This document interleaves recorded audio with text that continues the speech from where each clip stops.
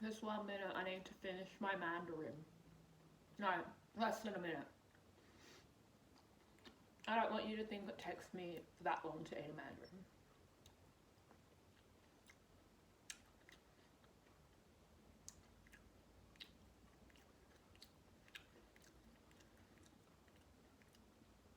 And we're rolling. Hello, everyone. Today's a very sad day. I should probably sound less excited. I genuinely am really devastated by this news. But before we get started, if you want to know why I'm wearing glasses and really bad buns, well, they're trying to look like Hinds ears or deer ears, you know, because that's the name of this band. But also, the glasses probably don't go with it, but if you can't already see, there's a huge pimple here, and I've just been wearing glasses non-stop. These aren't, I don't really need glasses. These are just blue light glasses. So that's what I look like without them. Anyway, my favourite band of all time, Hinds, just announced, well, not just announced, it was technically last month, mid last month, that they had broken up, but I didn't know about it until a few weeks ago, honestly, because I deleted my social media, and it wasn't until I woke up one morning, typed up Hinds, and then it learnt that, well, it's technically not a breakup, but half of Hinds is gone. One half. There are four members. So this is a big deal, okay? This is like the Beatles level breakup. These girls are the Beatles, I'm telling you. If you have not heard this band, they are the underrated Beatles. They are if the Beatles were never heard of, or if they were heard of, but they were cooler, you know what I mean? So I have a lot to owe to Hinds. I mean, they were my gateway to discovering a whole new wave of bands. I even talk about it when I was on the radio. So if you want to hear that, you should probably listen to my when I did interning for my community. Wow, I had trouble with words there. College radio station. And I was allowed to play some of my records. So I played Hinds, and yeah, I knew everyone was like awed by my choice. So I have a lot to thank these girls for. They made me look cool, and not only that, they put out excellent songs, and you hear, obviously it's like easy to hear all the time, like, get over it, it's just two people leaving the band. But two people leaving the band is a freaking big deal. I have not heard of two people leaving the same band at the same time.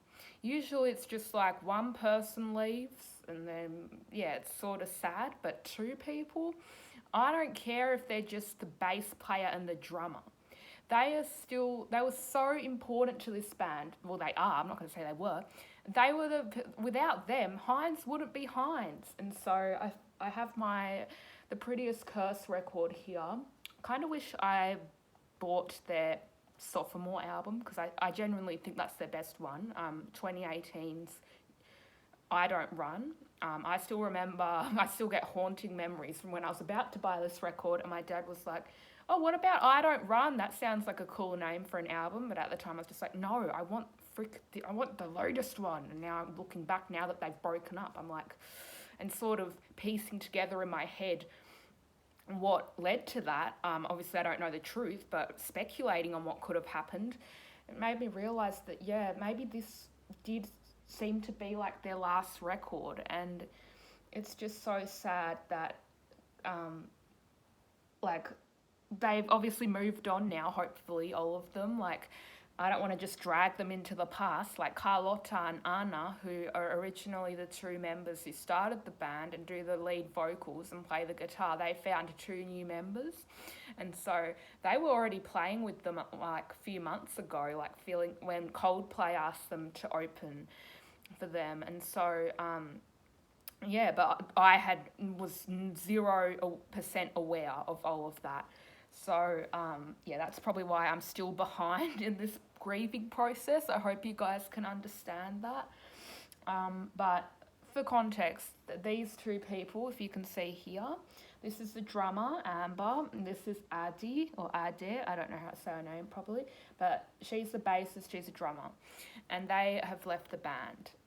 And yeah, that's just comes as like such terrible news. Like, these girls have been touring for like over a decade now, so they have done a great job in keeping the band together. Like, they were together for a really long time, and I have to give it to them. Like, they were probably just really burnt out, especially after the pandemic.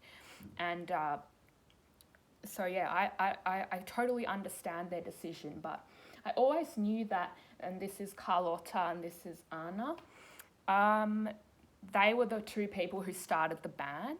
So I'm kind of getting like a Slater-Kinney sort of vibe, because if you didn't know, the drummer of Slater-Kinney, the former drummer, Janet Weiss, left the band in 2019. And that kind of got us thinking, well, it always started off, before Janet, there was another drummer. So, and before the other drummer, it was just Corin and Carrie, who are the two remaining members of Slater-Kinney. And so that means it was originally their band, you know. They were the ones who were really passionate about it. And I'm sort of getting this vibe when I think of Hinds' breakup.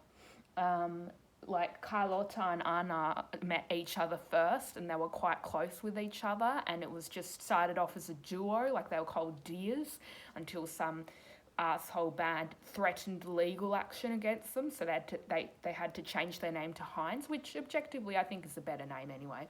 But yeah, they were like 5 years apart. Like, when they started the band, like Anna was still like my age, like 15 or 16, and Carlotta was like, they were like 5 years apart. So Carlotta was like 20, but they were still like, they were really like, it's really hard to imagine these days like that much of an age gap, like people being close friends, because nowadays it's just like, maybe it was a different time back then, but now it's just like, you cannot, like, even if you're 20, you shouldn't be hanging out with 24-year-olds, like you have nothing in common. But obviously for these people, it's just like, it didn't matter. They were two very talented people who wanted to start a band together, age gaps aside. And so yeah, Adi was closer in age to Carlotta, and Amber was Anna's age. So they did, once the band was all together, they obviously did have more things to relate, more people to relate to. But yeah, it's a shame it didn't last for as long as it could have. But they definitely did put out some amazing records and great songs and deep cuts while they were together. So I have to hand it to them, like, good job, Hinds. Like, you really gave it your all and made the most of everything. I just really wish I could have seen you guys tour, because if I'd known it was the last tour in Australia that you were going to do, I would have like done it. Like, because I know Adi is like going solo. Maybe she might come to Australia to tour, so there's still hope there.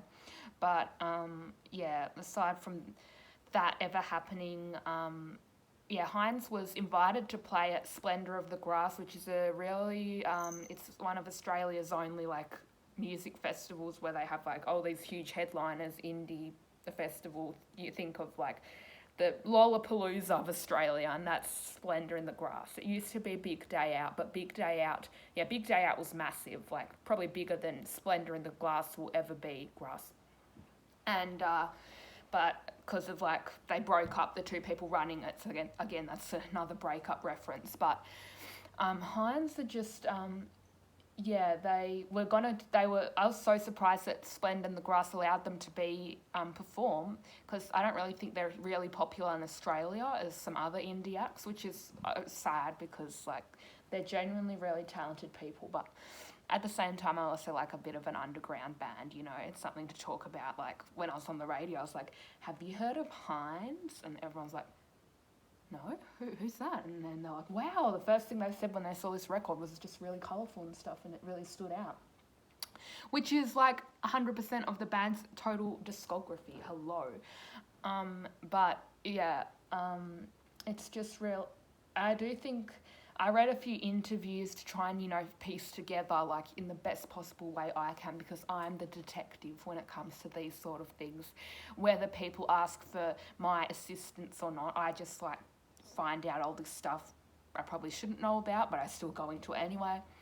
And I read an interview when Adair was going solo, because when she was still in Hinds, she did a solo album called under the stage name Shanghai Baby, and I honestly loved her. I love her music still to this day. Like EP01, which is her first EP, all the songs are there, like 10 out of 10 for a solo artist. Like I'm surprised it didn't get more attention, even among people who haven't been fans of Hinds before, because it's just such an accessible little record with only obviously 5 or 6 songs, but it's still really powerful, and each song doesn't sound the same. So she mentioned in one of those interviews that she didn't really like the direction that Hinds was taking, which is obviously a common reason, or we could guess why most people leave bands, is obviously due to bands changing their sound, and not everyone is okay with it.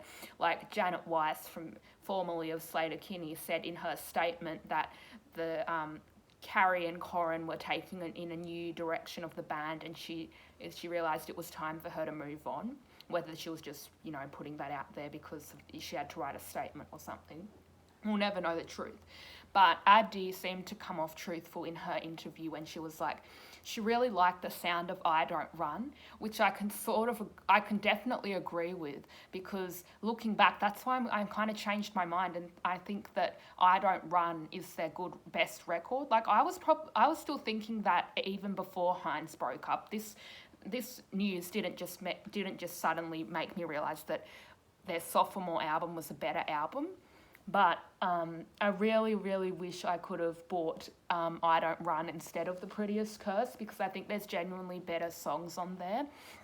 And I knew that Carlotta was saying when this album came out that The Prettiest Curse is their best record that they've put out. But now I realise that everyone always says that, like, this is our best album whenever their new album comes out. And then when their next album comes out, it's like, no, this is the best album we've put out, obviously, because that's all you've ever known. Like, you've made 2 other records, but, sorry, bless you, my cat was, bless you, that's my cat Rory, she's sneezing.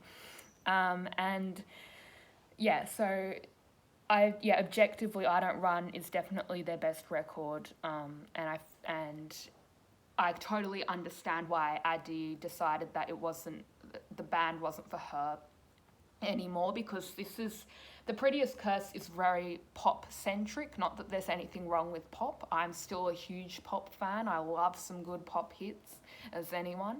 But yeah, there is a lot. They even got a producer who produced Anne Marie to produce this album. So it's obviously a big change from I Don't Run, which is produced by actually the Strokes producer, who produced their first 2 albums, Gordon Raphael. He actually shouted me out in his story back when I had social media, so just putting that out there. So I love that guy with buddies. And so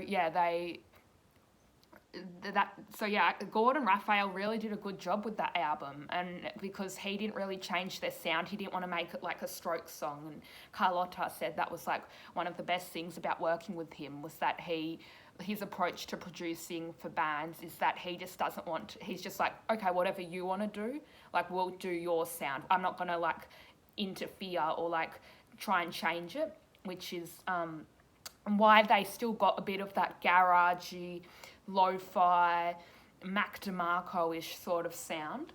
And on this album, it's just, I have to admit, like, a lot of the songs are really good. Like Riding Solo, one of the best songs they've ever written, honestly. It should belong on a car ad. Like, I'm surprised no car commercials have picked up on that song. But when they do, it's going to be overplayed. So maybe that's why it shouldn't be a car commercial. But even if it gets overplayed, I could listen to that song forever, because it's such a brilliant song.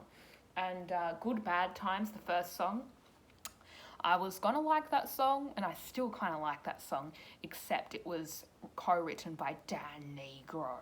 And if you know me, I don't like Dan Negro because he produced Olivia Rodrigo's first album, and I can't stand Olivia Rodrigo. I don't know why. Like, nothing against her, but like her music is just like, I just don't really like it. So if Dan Negro is co-writing the song, then why didn't he decide, instead of producing for Olivia Rodrigo, why didn't he decide to just take on Hinds and make them bigger as they were? That's probably why as they should be. That's kind of my grudge probably towards him. Like, it doesn't make sense. Why would he just like, okay, I'm going to co-write this song, and then, okay, whatever, Hinds, I'm going to go find Olivia Rodrigo and rocket her up to stardom. But yeah, Hinds, yeah, sorry, good, bad times. It's still a good track, but I do have a little bit of hate towards it, which is probably why I come back towards I Don't Run as their best album. I don't want to say they sold out on this album, because they definitely didn't sell out on The Prettiest Curse.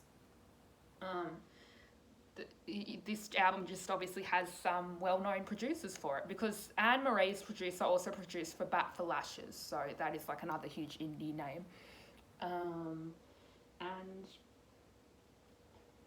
yeah, I realise there is some... Shut up, whatever that noise is. Whenever I film, they always decide to put on... Whatever. Okay, so yeah, it's just... Yeah. I would say this is like... Obviously their first album, I didn't really like it that much. Like their debut, Leave Me Alone, like... literally, that's like a Leave Me Alone record. Like, I don't really want to hear it sort of thing. Like, I can listen to it, sure. But I wouldn't mind if I was just left alone away from it. But I guess, like it says, the album says, this is just The Prettiest Curse. It's definitely their curse record. I'm not going to lie, because after that they decided to break up, but I actually just stopped being really petty about it. Like, this was obviously a good decision for all of them, and I hope they're all in a better place now.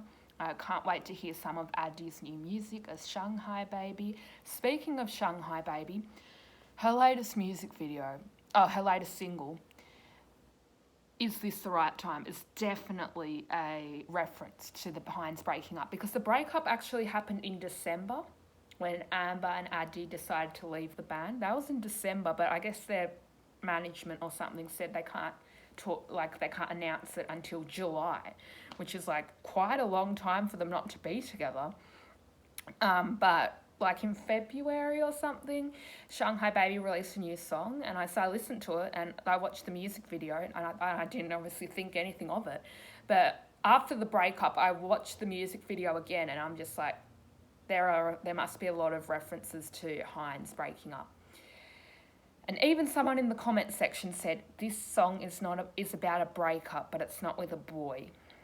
I wonder who that could be. Like, whether this person actually knows Addy or is just speculating, but we kind of got a lot of vibes from the video. Firstly, there's like maggots, which, don't even get me started on maggots, but the way I interpret it, I don't really know. But if you guys have an interpretation for what the maggots could mean in relation to a band breaking up, please let me know.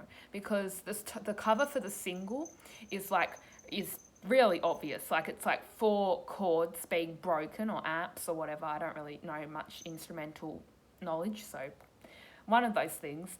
And they're all broken. And I reckon that's obviously, there's 4 of them, so that's referring to the 4 members of Hinds. Well, formerly 2 members of Hinds. And yeah, I guess it's just showing that, yeah, because the song's called Is This the Right Time, it's saying like, it's showing that, is this the right time to leave? Obviously, that's probably easy to interpret, but I really want to know what the maggots mean.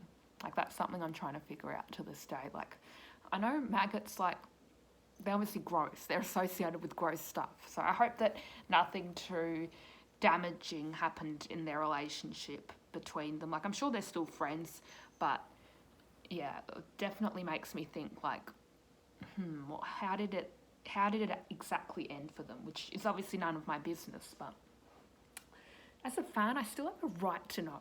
Just kidding. And yeah, it's not that I regret getting this record. I'll still listen to old songs, but yeah, I don't know if looking back now, I don't know if I made the right decision getting this album. Look how cute Addy is in this photo. Oh my god, I hope I didn't point my hand in the wrong spot, but there she is, so cute. Addie is probably one of the cutest members of Hinds. And this is Amber.